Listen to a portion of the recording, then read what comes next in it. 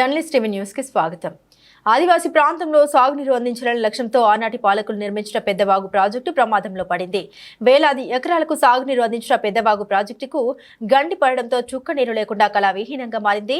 3 రోజుల క్రితం జలకళతో సంతరించుకున్న ఆ పెద్దవాగు ప్రాజెక్టు ఇప్పుడు ఎవరూ లేని అనాథగా మారింది. 2 రాష్ట్ర ప్రభుత్వాల నిర్లక్ష్యం వల్ల రోడ్డున పడిన ఆదివాసీ రైతన్నల గోసపై journalist TV CEO Mareddy Nagender Reddy విశ్లేషణ.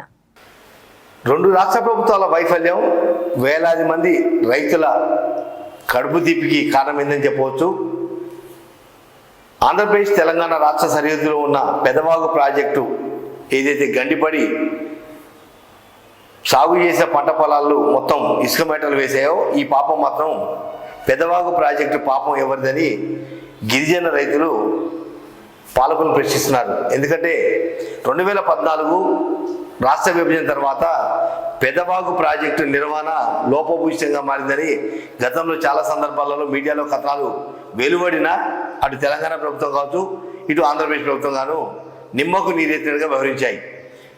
పెదవాగు ప్రాజెక్టు నిర్మాణం తెలంగాణలో కొనసాగితే దాని కింద సాగయ్యే భూములు ఆంధ్రాలో ఉండటంతో 2 రాష్ట్రాల అధికారుల వైఫల్యం, ప్రభుత్వ పాలకుల నిర్లక్ష్యం అనేది కొట్టొచ్చట్టు కనపడుతుంది.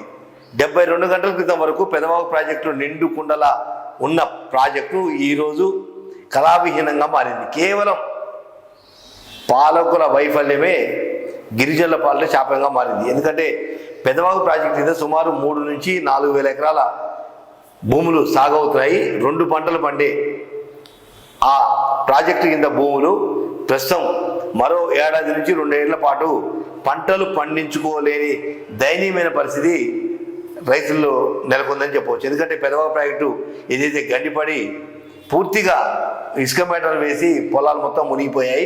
దీంతో గిరిజన రైతులు, ఆదివాసీ గిరిజనులు లబోదీపమంటున్నారు. గతంలో చాలా సందర్భాలలో కూడా పెదవాగు ప్రాజెక్టు కట్ట స్ట్రెంత్ లేదు. దాంతోపాటుగా పూడిక ఎక్కువగా పెరిగిపోవడంతో నీటి నిల్వ సామర్థ్యం తగ్గిపోవడంతో చివరి ఆయకట్టు రైతులకు నీళ్లు అందటం లేదు. దీంతో రైతులు ప్రతి ఏటా కూడా నష్టాల పాలవుతున్నారని చెప్పి మీడియాలో పలు కథనాలు ప్రసారమైనాయి. గతంలో మేము కూడా వేరే మీడియాలో పనిచేస్తున్నప్పుడు పెదవాగు ప్రాజెక్టు స్థితిగతులు, దాని గేట్ల పరిస్థితులు, కట్ట వీక్గా ఉన్న కట్ట ఏదైతే కట్ట పూర్తిగా స్ట్రెంత్ లేదనే విషయంలో కూడా అధికారుల దృష్టి తీసుకొచ్చే ప్రయత్నం చేశాం. దాంతోపాటుగా లోపల ఏదైతే పూడిక పెరిగిపోవడంతో ఎప్పుడో 40 సంవత్సరాల క్రితం కట్టిన పెదవాగు ప్రాజెక్టు పూడిక పెరిగిపోయి నీటి నిల్వ సామర్థ్యం తగ్గడంతో పంట వేసిన చివరి దశకు వచ్చే లోపల నీరు అందుతుందో లేదో అనే ఒక ఆందోళన కూడా రైతులలో నెలకొంది.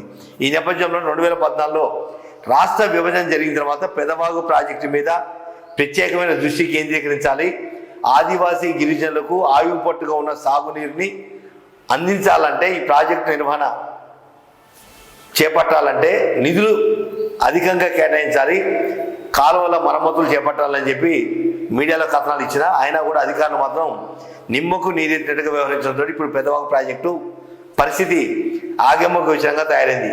పెదవాగు ప్రాజెక్టు పైనుంచి నీరు ప్రవహించిందంటే ఎంత లోపభూయిష్టమైన పాలకుల లోపభూయిష్టం ప్రత్యేకంగా అక్కడ కనపడుతుంది. ఎందుకంటే గేట్లు సక్రమంగా లేకపోవడంతో, ఏదైతే ప్రాజెక్టు కట్ట బలంగా లేకపోవడంతో కట్ట దిగిపోవడం, 15 సంవత్సరాల క్రితం ఒకసారి కట్ట దిగినప్పుడు మరమ్మతులు చేసిన తర్వాత దాని స్థితిగతుల్ని, దాని నిర్వహణ పూర్తిగా గాలి వదిలేశారు. తాజాగా 72 గంటల క్రితం ఎగువ ప్రాంతం నుంచి వచ్చిన వర్షాలలో ఒక్కసారిగా కట్ట దిగిపోయి కొన్ని వేల ఎకరాలు నీట మునిగి ఇసుక మేటలు వేశాయి. ప్రస్తుతం సాగు చేసిన రైతులు సుమారు 10 నుంచి 20 వేల రూపాయలు పెట్టుబడి పెట్టారు. దాంతోపాటుగా తిరిగి పెదవాగు ప్రాజెక్టు మరమ్మతులు పూర్తి చేసి మళ్ళీ సాగునీరు అందించాలంటే మరో ఏడాది నుంచి 2 నెలల పాటు పట్టే అవకాశం ఉంది. దాంతోపాటుగా ఇసుక మేటలు వేసిన భూములు తిరిగి సాగులోకి రావాలంటే రైతులు ఆర్థికంగా నష్టపోయే అవకాశం ఉంది. ఈ నేపథ్యంలో అటు తెలంగాణ ప్రభుత్వం కానీ ఇటు ఆంధ్రప్రదేశ్ ప్రభుత్వం కానీ ఈ 2 ప్రభుత్వాలు పూర్తిగా దృష్టి కేంద్రీకరించి పెదవాగు ప్రాజెక్టు కింద సాగయ్యే భూముల, ఆదివాసీ భూములను కాపాడాల్సిన బాధ్యత, వాటిని ఆదుకోవాల్సిన బాధ్యత ప్రభుత్వాలపై ఉంది. ఇప్పటికైనా తెలంగాణ, ఆంధ్రప్రదేశ్ రాష్ట్రాల ఉన్నతాధికారులు, ముఖ్యమంత్రులు గిరిజన ప్రాంతంలో గిరిజనులకు అత్యంత విలువైన సాగునీరు అందించే పెదవాగు ప్రాజెక్టు నిర్వహణ విషయాలలో ప్రత్యేకమైన శ్రద్ధ తీసుకొని రైతులకు న్యాయం చేయాలని చెప్పి గిరిజన సంఘాలు కోరుతున్నాయి.